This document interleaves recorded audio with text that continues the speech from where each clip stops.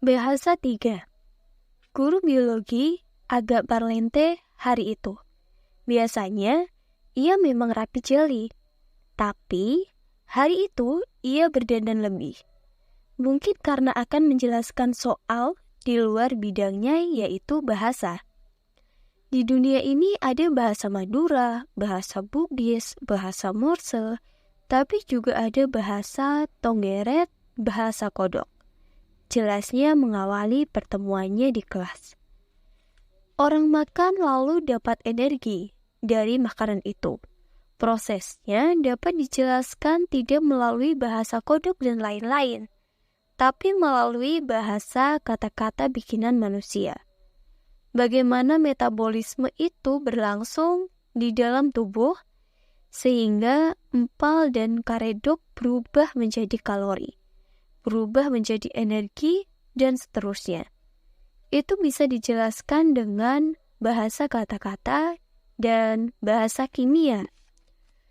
Proses dari balado menjadi energi juga begitu, Pak. Celetuk Samin penggemar sambal balado. Tidak bisa dijelaskan dengan bahasa Tonggeret ya, Pak. Pak Guru tersenyum. Kalau dijelaskan dalam bahasa kodok, Pak.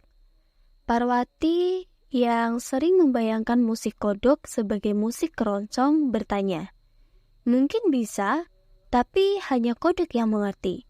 Hanya Tonggeret yang mengerti, sahut Pak Guru. Bu Hori teringat pada kakeknya yang dalang. Kata kakeknya, barangkali sesama bayi mengerti bahasa bayi, tapi karena dokter dan tabib bukan bayi lagi, mereka selalu memeriksa badan bayi kalau ada bayi sakit dan menangis. Walaupun kata kakeknya dalam tangis bayi itu sudah terkandung banyak informasi keluhan-keluhan, bagian tubuhnya mana yang sakit. Dharma baru saja makan petai sebelum kelas itu berlangsung. Tadinya, ia mau diam saja demi menghindari bau tak sedap menyeruak ruangan kelas. Tapi, penggemar voli ini tak tahan. Penjelasan Bapak tadi soal metabolisme mungkin sama saja dengan bagaimana bahan bakar aftur bisa menjadi tenaga pesawat terbang, kata Dharma. Bahasa kata-kata dan bahasa kimia, bahasa fisika bisa menjelaskan itu. Kapitayan yang ingin sekali bisa berbahasa kupu-kupu akhirnya mengerti arah pembicaraan guru biologi. Ia menebak bahwa Pak Guru sedang menjawab pertanyaan Christine pekan lalu. Pak, percaya kepada keris apa tidak termasuk menyekutukan Tuhan? Begitu ingatan Kapitayan kepada pertanyaan Christine. Kita harus pasrah kepada Tuhan. Kita harus hanya meminta tolong kepada Tuhan. Tapi kalau pesawat yang kita naikin ada afturnya, kita harus minta tolong kepada aftur. Ya, ini bagaimana? Batin Kapitayan. Sejatinya, temannya sebangkuku Parwati juga membatin hal yang sama. Kita harus pasrah kepada Tuhan. Kita harus hanya minta tolong kepada Tuhan. Tapi, kalau badan kita lemas, kita harus minta tolong kepada makanan. Ini bagaimana? Entah kebetulan atau tidak, di depan kelas guru biologi bilang, proses metabolisme dari makanan menjadi energi bisa dijelaskan melalui bahasa kata-kata dan bahasa kimia. Proses yang dijelaskan itu sesuai dengan hukum-hukum Tuhan. Jadi sebenarnya, kita tidak meminta tolong kepada makanan. Kita tetap minta tolong kepada Tuhan. Sayur mayur, telur, daging, beras, dan lain-lain itu dari Tuhan. Metabolismenya juga hukum Tuhan. Begitu juga proses kimia fisika dari aftur menjadi tenaga. Semuanya dari Tuhan dan oleh Tuhan. Bahan bakar dari Tuhan dan prosesnya menjadi tenaga melalui hukum Tuhan. Christine menyibak rambutnya yang ikal sebahu. Jadi, Mbak, pertanyaan saya pekan lalu itu bagaimana? Bagaimana dengan orang yang tidak pede kalau tidak pegang keris? Apa sama dengan orang yang tidak pede kalau pesawatnya tanpa after? Bahasa pergaulan untuk menjelaskan hubungan keris dengan kepedean itu belum ada. Adanya baru bahasa pribadi-pribadi, yaitu seseorang memberi penjelasan kepada dirinya sendiri. Ini tak akan bisa dimengerti oleh orang lain. Ini tidak seperti bahasa kata, bahasa kimia, fisika, dan lain-lain. Jelas, Pak Guru. Samin menyeletuk. Apa tidak ada macam dokter atau tabib yang bisa mengetahui hubungan keris dengan rasa pede seseorang, tanpa seseorang itu bisa menjelaskan? Dokter dan tabib sungguhan kan bisa mengerti bahasa tangis bayi tanpa mengetahui tangisan, tapi melalui pemeriksaan tubuh bayi. Pak Guru hanya mengangguk-anggut.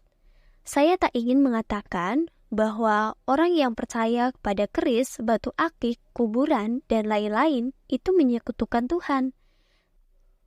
Tapi, saya juga tak bilang bahwa mereka tidak menyekutukan Tuhan.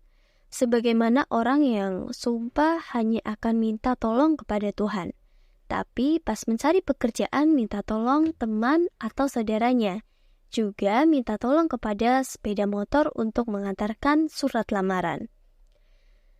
Saya cuma mau bilang bahwa bahasa itu macam-macam. Selain bahasa Madura, Bugis, bahasa kimia, bahasa fisika, bahasa matematika, dan lain-lain, barangkali hubungan keris dengan kepedean itu ada mengikuti hukum Tuhan juga. Walau sayang, belum ditemukan bahasa pergaulan untuk menjelaskannya. Kepercayaan kepada Tuhan tidak sama dengan kepercayaan kepada selainnya. Kepercayaan kepada Tuhan bersifat holistik, menyelimuti dan memiliki segalanya. Kepercayaan kepada selainnya bersifat parsial dan temporer. Sebab Tuhan impersonal, maka kepercayaan kepadanya tidak dibatasi ruang dan waktu. Percaya kepada Tuhan adalah menyaksikan kehadirannya pada setiap ruang dan waktu. Syirik adalah mempersekutukan Tuhan dengan objek yang diyakini ketuhanannya dan menjadikannya sebagai rival Tuhan dalam melewati nurani. Karena itu, syirik bukan pada tataran keyakinan, melainkan pada perilaku dan sikap. Seseorang boleh saja meyakini kesaktian benda-benda atau objek-objek tertentu. Misalnya, makam para wali kekasih Tuhan yang dipercayai dapat mengubah nasibnya sepanjang diselimuti oleh kepercayaan holistik kepada Tuhan. Keberadaan benda-benda atau objek-objek tersebut tidak lebih dari sekedar menghantarkan kepada kehendak dengan Tuhan. Secara praktis, ada perbedaan antara percaya adanya Tuhan dengan percaya kepada Tuhan. Yang pertama, hanya sebatas kepercayaan konsepsional teologis yang belum terinternalisasi menjadi sikap dan perilaku. Sedangkan yang kedua, percaya kepada Tuhan mengandung makna kepasrahan dan penyerahan diri secara total kepada Tuhan. Pada tataran praktis, orang masih bisa syirik jika kepercayaannya masih pada level konsepsional teologis. Tapi, mereka yang pasrah dan menyerahkan diri secara total tidak mungkin jauh ke dalam syirik. Seseorang yang sebatas percaya adanya Tuhan meragukan apakah hari esoknya ia masih bisa makan. Tapi seseorang yang pasrah dan percaya kepada Tuhan tidak pernah meragukan akan memperhatikan Tuhan kepadanya. Syirik dalam tataran perilaku ketika menjadikan rival Tuhan melawan nurani terlihat nyata pada inspirasi dan faktor dominan dalam mengorientasikan perbuatan yang mempengaruhi kepada hanya kepentingan sesaat, seperti uang, jabatan, kekuasaan, dan pengaruh. Inilah berhala-berhala yang sesungguhnya, sebab telah menjadi atau dijadikan betul-betul rival Tuhan. Alih-alih mengantarkan kepada kedekatan dengan Tuhan, mereka menjadi sumber inspirasi dan faktor yang sangat dominan dalam mengorientasikan sikap dan perilaku melawan nurani. Meyakini kesaktian para kekasih Tuhan dan benda-benda peninggalannya yang lazim disebut benda-benda keramat tidak termasuk dalam kategori syirik. Sebab, pertama, tidak dijadikan sebagai rival Tuhan, dan kedua, mereka tidak menjadi faktor dominan yang mempengaruhi sikap dan perilaku dalam melawan nurani. Kepercayaan akan kesaktian sepotong kain penutup Ka'bah atau kiswah yang diyakini oleh para petani tambak mampu menyuburkan dan mengembangbiakan ternak ikan dan udang bukanlah syirik.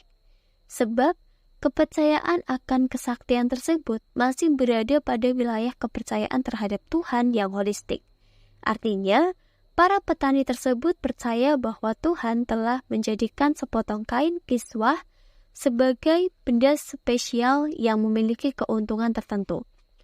Persis seperti halnya ciptaan-ciptaan Tuhan yang lainnya yang saling berpengaruh dan mempengaruhi, atau hukum sebab akibat.